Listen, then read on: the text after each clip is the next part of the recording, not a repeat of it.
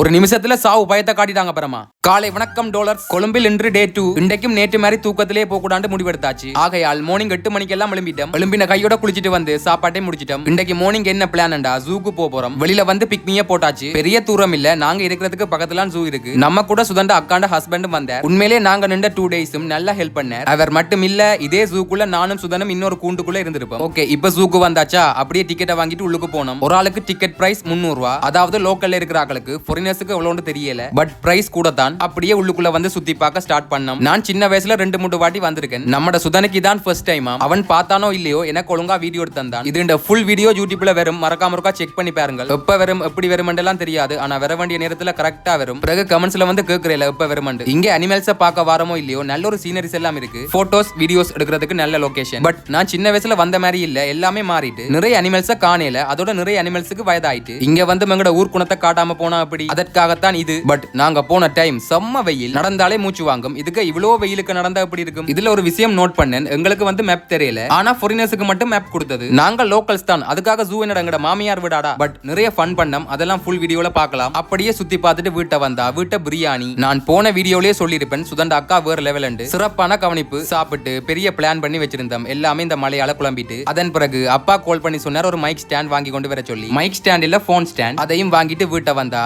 அடுத்தது பஸ். விரைக்க நடந்துச்சு ஒரு சிறப்பான சம்பவம். அதுண்ட டபுள் மடங்கு சம்பவம் தான் போய்க்க நடந்துச்சு. எல்லாமே தெளிவா டீடைல்ஸா ஃபுல் வீடியோல சொல்லியிருக்கிறேன். வெறும் இந்த வீடியோ வந்ததுக்கு பிறகு வெறும் அப்படியே வந்து பஸ்ஸுக்குள்ள ஏறிட்டோம். ஏறின பிறகுதான் நிம்மதி. கண்ணை மூடி முழிச்சா ஜாழ்ப்பாணம். அடுத்த வீடியோல சந்திப்போம். அப்புறம் என்ன, நாளைக்கு பார்ப்போம்.